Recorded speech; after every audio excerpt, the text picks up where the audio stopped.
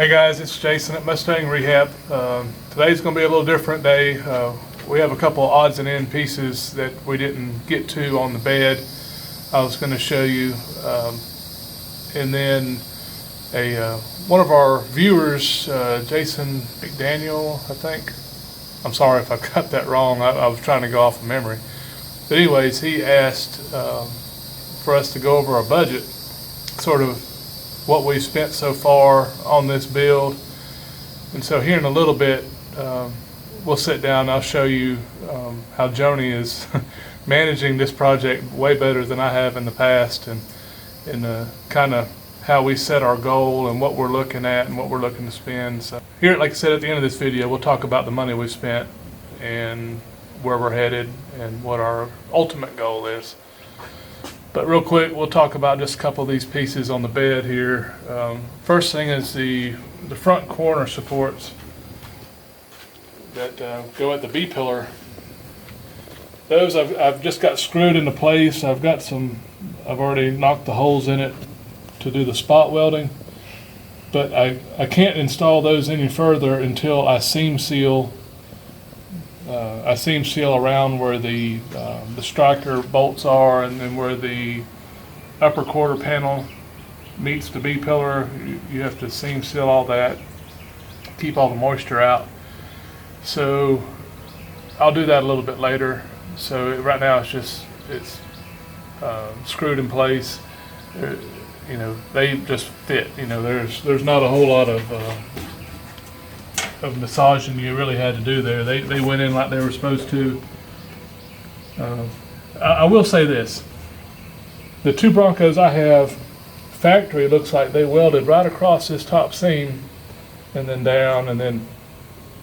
But both of the welds look real bad. They're not pretty at all, and you can tell they also had spot welds behind it. I'm just going to spot weld these. Tell me, change my mind if you think I need to weld across the top. But to me, it just doesn't seem like it'll be as clean and crisp of a line if I have to run a bead of weld across there. So anyways, that's my thinking there. For now, it'll be spot welded, it'll be pulled down tight, seam sealed, and then painted. Really not a whole lot to talk about those other than they are going in. I didn't forget them last video. We just didn't get to it. The other thing is the lower bed support. I don't know what year they started using these. I know it wasn't on a 66. But when I was ordering the pieces, I saw these and I figured if Ford added them to the Broncos, it was because apparently that there was a strength issue in the earlier Broncos. So what I did was I went ahead and ordered these. They're for a newer bed than a 66. I understand that, but I felt like if the other Broncos needed it, this one will too. And I'll show you what I did just to fit these in. And I'm not going for numbers matching restoration here.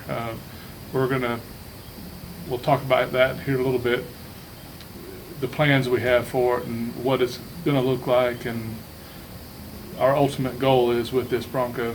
But I believe this will wrap up the bed assembly until we get it off and get it on the frame, and we can mount the tailgate and all that kind of good stuff. But so let's look at this and we'll move on. All right, my 70 model has these supports in it. The 66 does not. This 66 did not. And there wasn't a real perfect fit in there. So what I did is I just made it fit the best I could. You have a seam with your end cap and your lower quarter where they come together. What happens, this goes on the inside there.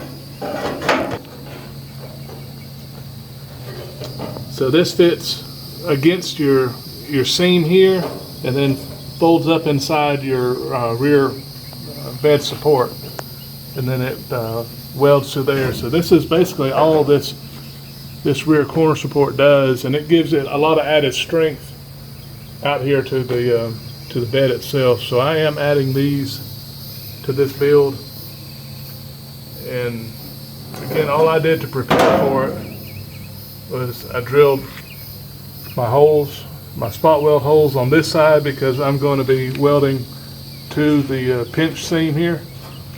And then I drilled my support underneath. Right there, I drilled my supports, and I'll do the spot welding from underneath the bed. So both of these are installed the same way. There's no real trick, you know. They came with a little radius to it. The radius really didn't fit into the fender, so you kind of massage that a little bit with a grinder or a flat grinder, however you want to just work it out. This has a pretty tight fit now. And I'll show you that. So, well, I can't really hold it with my hand, but you can see where it's laying in there and then laying up top. That's kind of all there is to it. I will get my C-clamp pliers out, clamp it in, and weld it. All right, again, I've got my support put in here. It's clamped in place, C-clamps. And then now I'm just going to reach in here and hit these spot welds, and I'll get up underneath and weld from the other side. So pretty cut and dry. If you guys are worried, Jonie does wear a helmet. We've got two of these auto dimming helmets when she's filming. So I'm making sure she's protected.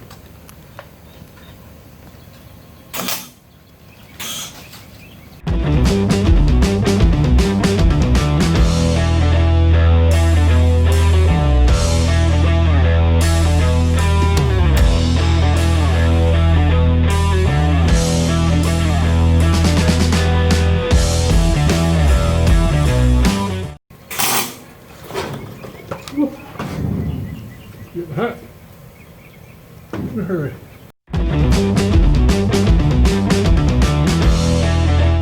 Alright, so welded there, and then as you can see, it burnt through there.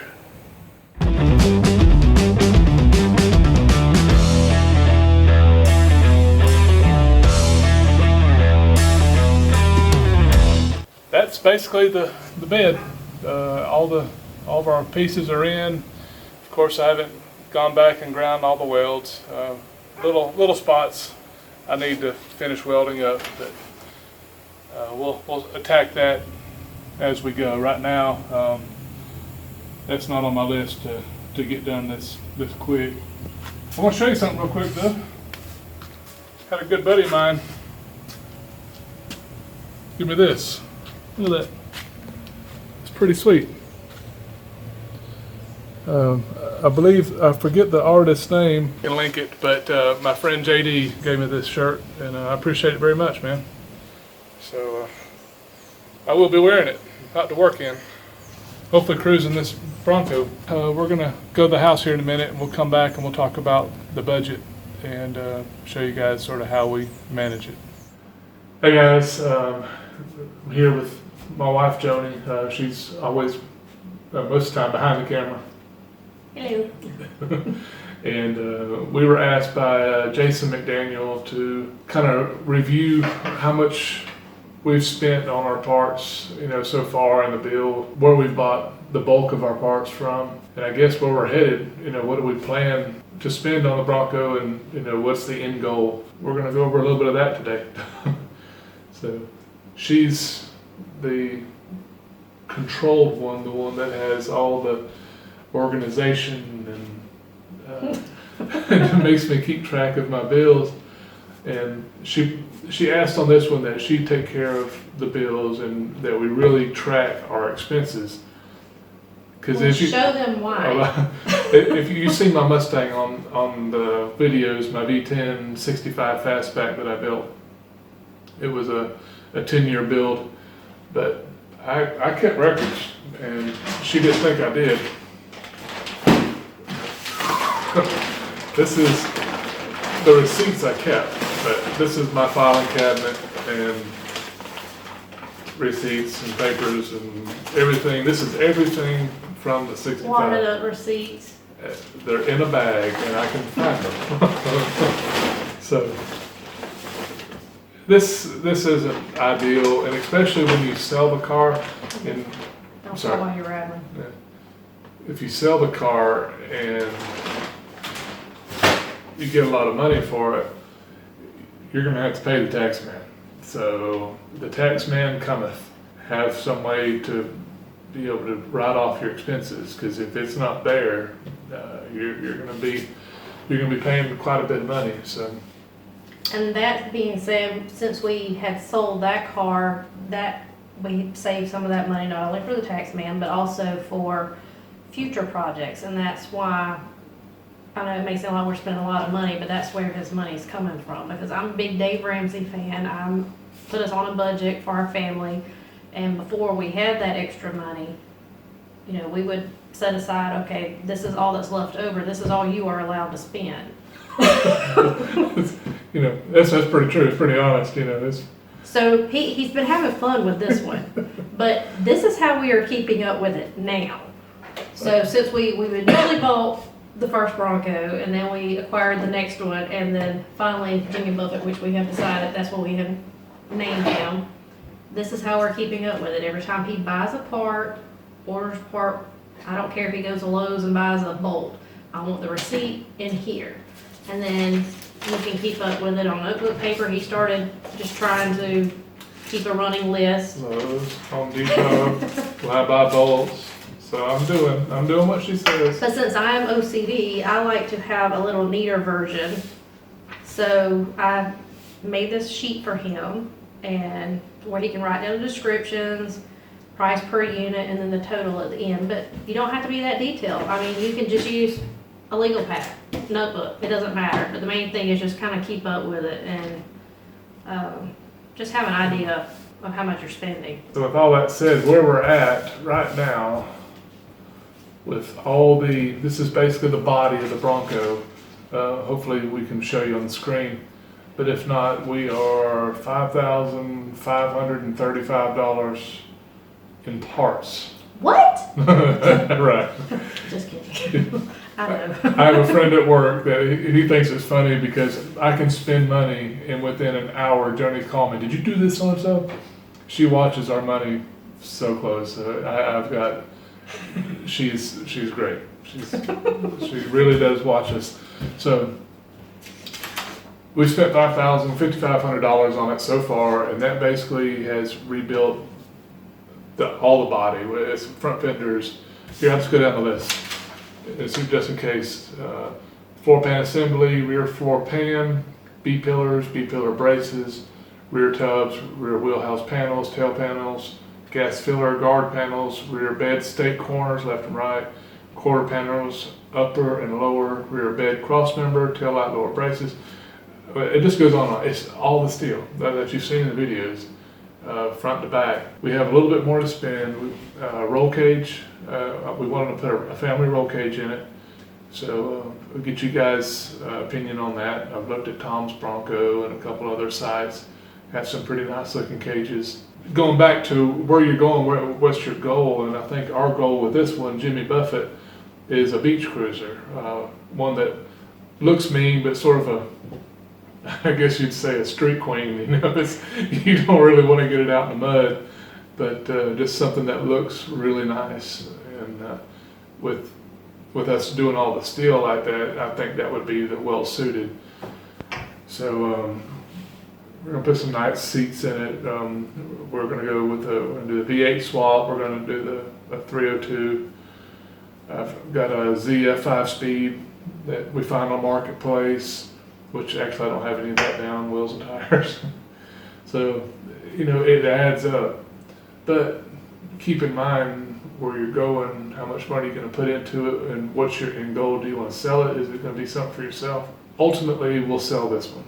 It's what I do. I just love to build. You know, we'll drive it and enjoy it a little bit, and we'll build another one. So she's learned not to get too attached. And I've cried quite a few times when he has sold vehicles, so I try not to get attached to them anymore. It's called builder's remorse. If you're a builder, when it's done, you're looking for the next thing. So I get builder's remorse, and I'm ready to start the next puzzle. And I collect them like pets. So, and we name them, and I like to keep them. We name them, actually, Jimmy Buffett. The red Bronco, one daughter named it Dino, and the blue Bronco is Little Biscuits. So, why Little Biscuits, you'll have to let Pressa tell you. So. Oh, and I don't know if you mentioned or not that this is just parts. This is not how much we paid for. This is not the Yeah. purchase amount of the Bronco or gas driving to get the Bronco. Right. You know, I'm not doing this to get rich. I do this because I enjoy it. You know, Jonie enjoys going out there and filming, and I can maybe make a little bit of money on my hobby, which is good. Labor is, I would say, it'd be really hard to get your money back. So you gotta love it to do it, and patience is a virtue. You know, but be systematic about what you order. Sorry, rambling, we're making this video very long. Talk about people I've bought my parts from. Dennis Carpenter, CJ Pony Parts is the two companies I've bought from so far for Broncos. CJ Pony was pretty good to me with Mustangs. I can say right now I'm a little aggravated with them. They shipped me the wrong part, and she's bumping me under the table. But I'm gonna tell you, I'm mad. I've waited a month for a front apron, and 3 weeks I've waited, and I call, ask them where it is. They said they're waiting on me to send the other one. They're supposed to send me a return label. I've been patiently waiting, not bugging them. So they're not going to send me the part that they sent wrong until I send them the other one back. I've spent thousands of dollars with this company, and they're worried about an $80 part. Anyways, they've aggravated me a little bit. Well, this is during the coronavirus and shipping, everything's been messed up, and I'm sure they may be short-handed. You never know. But I was very patient. Anywho, Dennis Carpenter has been very good. I had a part damaged. It was almost folded in 3 pieces. One of the kick panels, it was destroyed. I called them up. They shipped me one out the next day. They said keep the part. They took care of it internally. So that was very easy. The parts I've got from them so far have been, very good. So we'll see where I go from there. But yeah, those two companies have done me pretty good. Like I said, I'm not bashing on CJ, but I think they could treat their customers a little bit different. I'm sure that they're big and they don't want to lose money, but when you can go back and look at my history, I've spent a lot of money with them, and you'd think you'd be taken care of a little bit better. So anyways, budget your ride, decide what you want to do, pick a spot and start there. Try not to go all over the Bronco. As you see, I'm sort of focusing on the body. I'll get the body really close. I'm not going to do any body work as far as Pondo or anything like that until we get the chassis sort of worked out and the motor and transmission in it, so we can go up and down with the body and move it around. Our next thing is roll cage. We got to fit that, and into that scratches everything, so I don't want to do any painting. So roll cage, seats. Then we need to work on chassis, engine, transmission, get that, put it in, put the body on it. So that's where our money gets spent in progression. So anyways, I don't know. You guys tell me what you think. We have 2 more Broncos after this, and y'all help us get some subscribers and get some more people watching these videos. And I think it would be really neat to sort of do a poll on what you, the viewers, would like me to build as far as powertrain. I'm not afraid of anything. I'm not afraid of putting anything in. I put a V10 in a 65 Mustang.